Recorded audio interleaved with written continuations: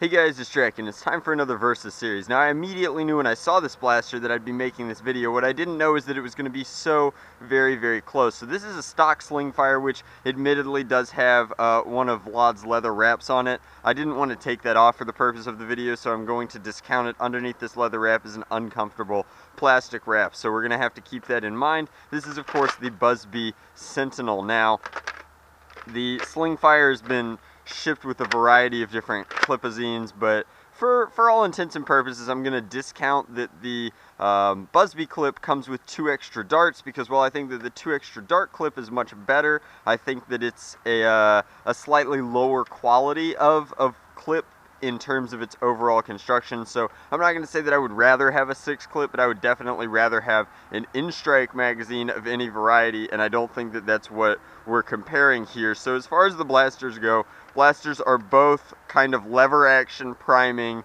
Wild West style, clip-fed, bolt action blasters. So there are a ton of similarities. That said, the ergonomics are very different. From the rest point, you get a lot more stock on the Slingfire, which makes the Slingfire much more comfortable to use. The Slingfire also has a slightly rubberized kind of priming bar, which makes it very comfortable to do some tricks, as well as to prime for long periods of time. I did find, after playing with the Sentinel for a while, that this, while being very, very durable, does start to wear on your hands in a very different way. Perhaps it's just that it's very cold in Ohio right now, and I wasn't really feeling that necessarily. Once I put on a glove, it was much, much better, but that is something to take into account. That said, it's definitely a win for the Sentinel in that category, in that this lever is just very durable. It's got a very, I guess, crisp prime. You could hear it ratchet all the way through. It holds here and then returns very comfortably, and so everything about it feels very sturdy internally, which is where the sturdiness ends. So the Slingfire has, of course, a very durable plastic shell. It's got that really nice top of the line, I guess, toy finish to it as far as Hasbro is concerned. The paint is good, even if it is kind of bleeding in a few places, so the quality control might not be 100%. You have excellent like decals.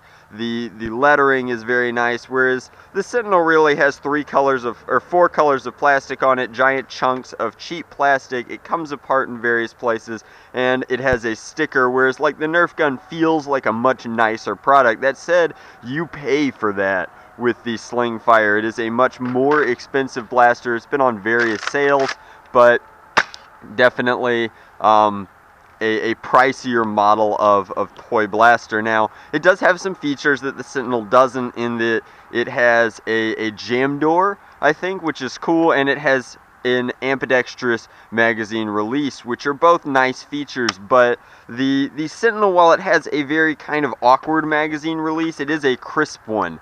So it's hard to say. When you take into account price, I think that the comparison of the blasters stops being anywhere close. So like if they both cost $30, I think that you would be trading the overall construction, the aesthetics of the Slingfire for the performance of the Sentinel, because this is no contest, and this is where I start to break away, I guess, in the comparison. So if we line them up in fire,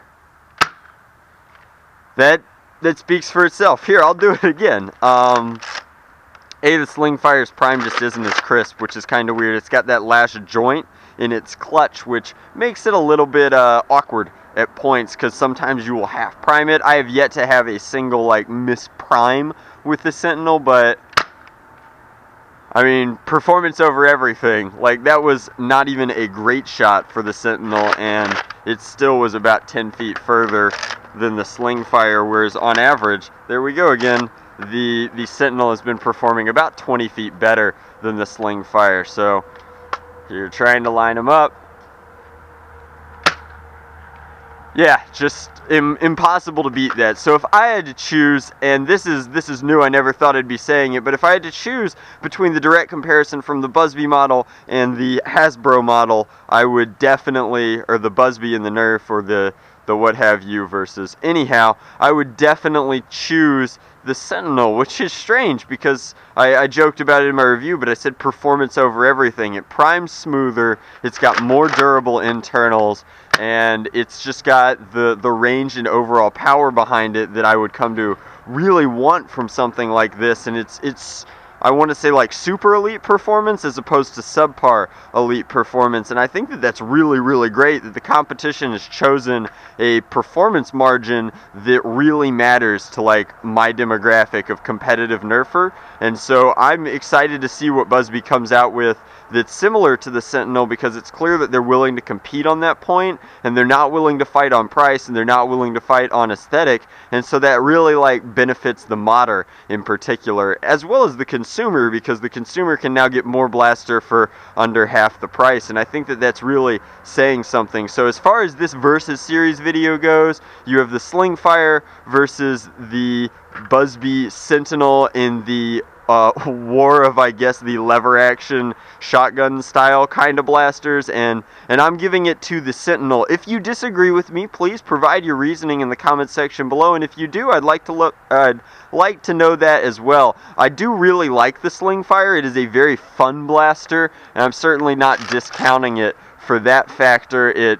It looks great as well. It's got a good zombie strike kind of feel to it and definitely belongs in that line. But if I had to play HVZ right now, I would definitely go for the Sentinel. And so because of that, I think that this is the winner. It's just getting incredible performance for an unmodified blaster. How do you beat it?